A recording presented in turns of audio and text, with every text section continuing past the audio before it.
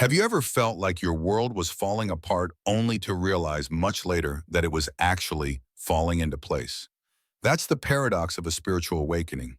It doesn't come gently. It doesn't knock and ask permission. It erupts like a storm, tearing through the soul, exposing everything you've hidden away, the pain, the wounds, the fears. But through the wreckage, something incredible begins to emerge. Clarity of peace in a deep, unshakable knowing that you are more than your thoughts, your past, or even your emotions. Main body, awakening, and emotional triggers. I wish I could say that once my awakening began, all my emotional triggers magically disappeared. That overnight I became this enlightened being floating through life untouched by pain or judgment. But that wasn't my experience, not even close. My emotional triggers didn't dissolve, at least not right away. They still came, sometimes with the force of a tidal wave. But over time, something subtle yet powerful shifted. I stopped identifying so deeply with them. It's like watching a thunderstorm from the safety of a warm cabin.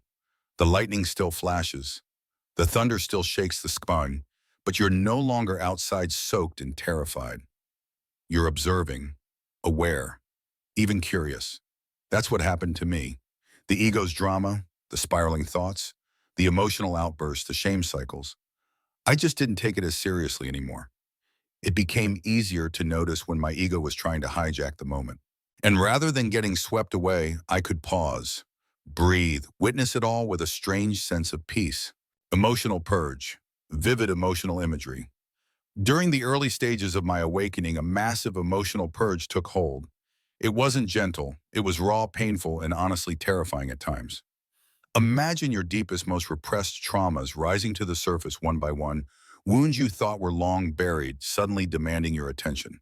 It felt like higher energy, something purer, clearer, was surging through my system. And as it did, everything within me that didn't match that frequency began to unravel. It was like trying to hold onto heavy chains while being lifted by wings of light. They had to fall away. I found myself reliving painful memories. Nights where sleep was impossible. I'd lay awake, heart pounding, as forgotten wounds resurfaced. Old betrayals, harsh words, moments of shame and heartbreak. It was as if my body became a temple of remembrance, and each room held a ghost I had to finally face. But here's the surprising part. As I sat with those emotions, really sat with them, I began to feel something else too. Understanding, forgiveness, compassion, not just for others, but for myself. For all the times I didn't know better, for all the ways I was trying to survive. And slowly I began to see that everyone involved in those memories, they too were just doing the best they could given their limitations. The shift, peace becomes the default. Eventually something remarkable began to happen. That constant undercurrent of anxiety, the tension I once thought was just a part of life started to fade. In its place, a new tone emerged, one of peace, a kind of soft, ambient stillness that hummed in the background like the gentle lull of ocean waves. This peace wasn't loud. It didn't announce itself. But it was always there, especially in the quiet moments when I wasn't doing anything in particular. Where there was once restlessness, now there was presence. Where there was once dissatisfaction, now there was quiet joy. And because of this shift, even when triggers did come up, when a wound was poked or an old pattern reactivated, it was harder for me to completely lose myself in it.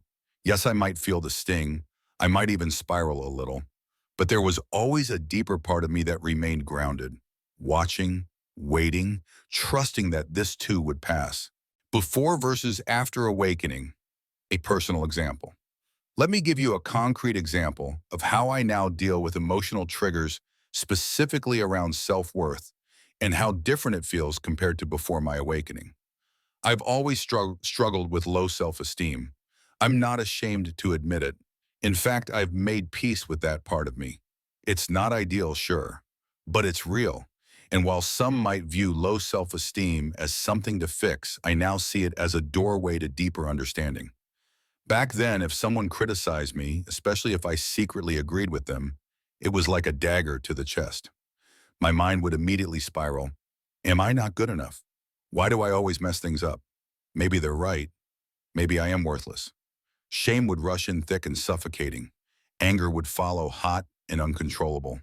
And before I even had time to think, I'd react defensive, hurt, lashing out, or retreating inward, replaying the scene over and over, wishing I'd said something smarter, stronger, anything other than what actually came out. That single moment would ruin my entire day.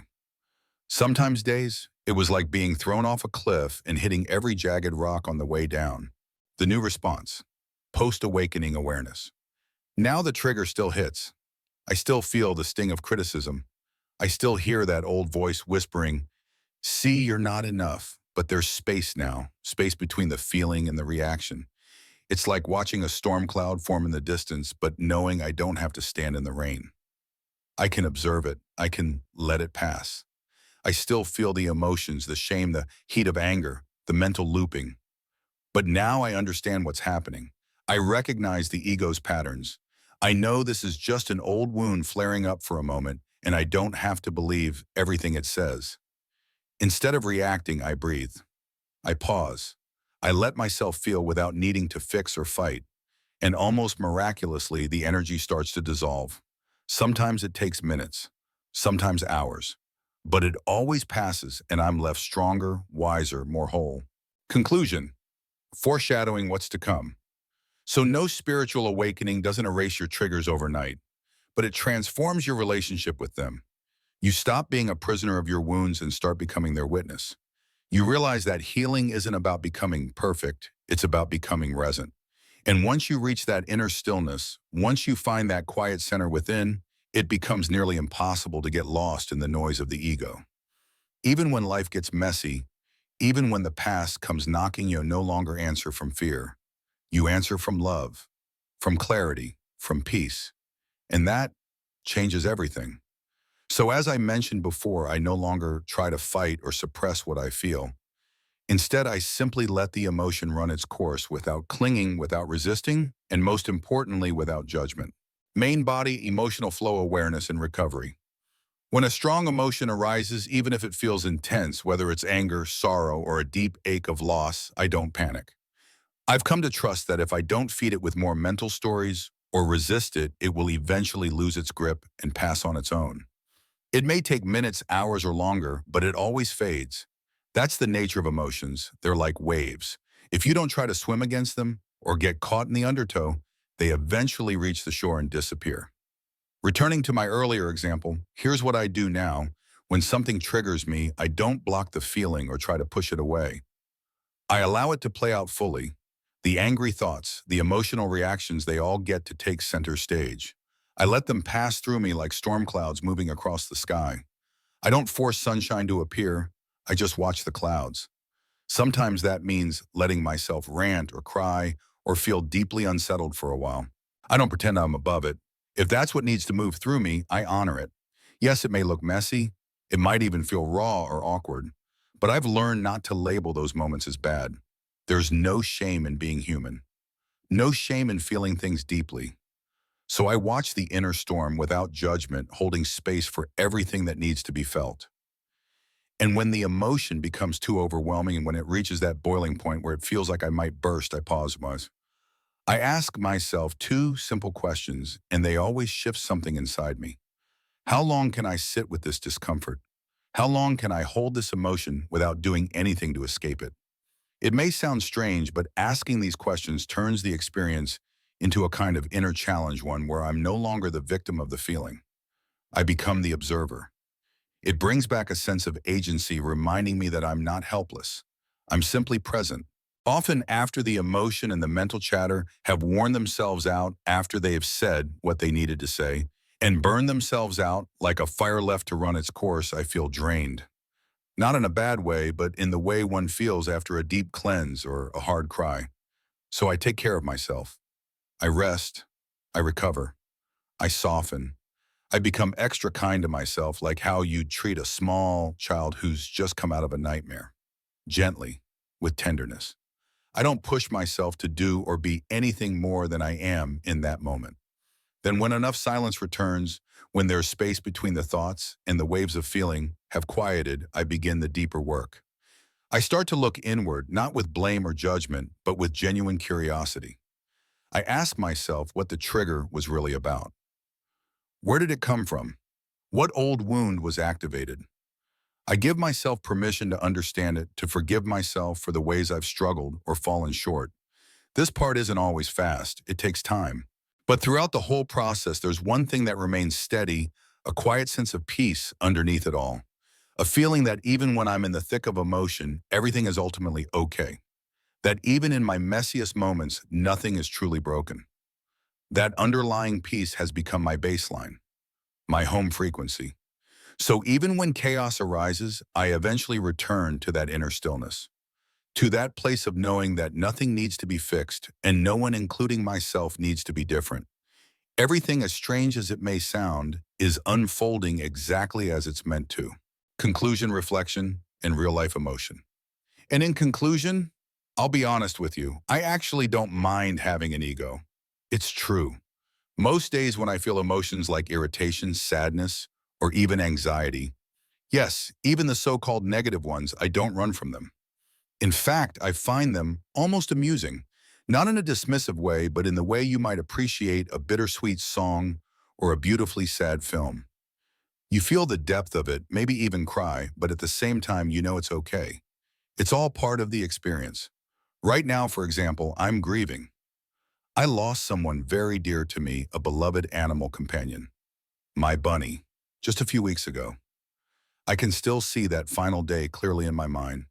My husband Jay and I sitting in the car with her, driving to the center. We were quiet, heavy. The air was thick with everything we didn't want to say. At one point, Jay turned to me and in a moment of heartbreak said, "What if we just missed the appointment? What if we kept driving, took her to the mountains instead? Had one last beautiful day, just the three of us on a picnic, and then came back home smiling." And you know what? A part of me wishes we had done that. I miss her. I feel the loss. I ache. But strangely, I'm okay with that too. I'm actually enjoying the feeling of missing her. Not because I like the pain, but because I'm grateful to feel it all. That's something the ego gives us, the ability to experience the richness of emotion. Without an ego, I probably wouldn't feel grief the way I do. I just know she still exists somewhere in the vast, ever-changing universe. I'd sense her spirit. I'd understand that nothing is ever lost, only transformed. But that kind of cosmic understanding doesn't replace the beauty of a real, raw human tear. So, what's the point of always being above it all? Maybe we're here to feel it all. And thank you. Thank you so much for listening. I can't tell you how grateful I am that people like you exist. People who understand this journey, who resonate with it. For so long, I truly believed I was walking this path alone. But I'm not. We're walking it together. Until next time. With love, decode the hidden.